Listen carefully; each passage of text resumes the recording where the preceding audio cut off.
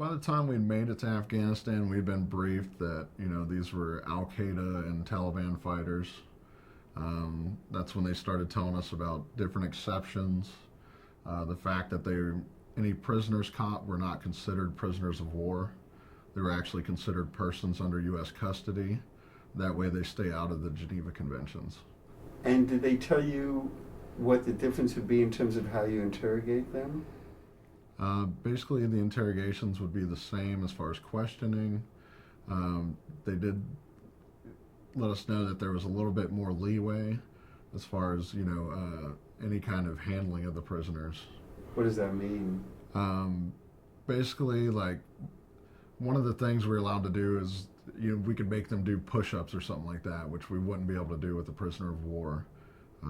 We still weren't allowed to like assault the prisoners or anything like that, like not physically beat them or anything, but as far as making them stand up the whole time or whatever we needed to do during the interrogation. And was there anybody who supervised, like if somebody went too far in the way they treated a prisoner, was there anybody to say, you've gone too far in this? Well, whenever we did the interrogation, it was only 2 interrogators with an interpreter and then the prisoner.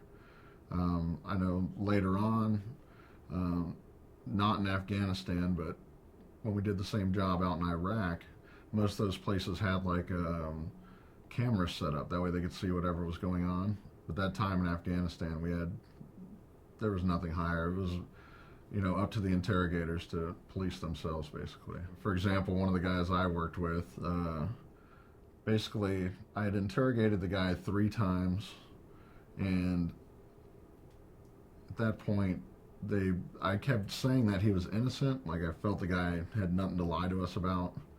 And I was told by my superiors at the time that, hey, you know what, you're being too nice with these guys.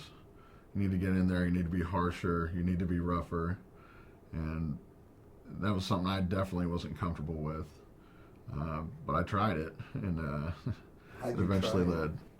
One of the things I did was I actually grabbed the guy by his shirt, and then I just kind of walked him around the room, just kind of let him know, hey, I'm the guy in charge, I'm the one you got to talk to.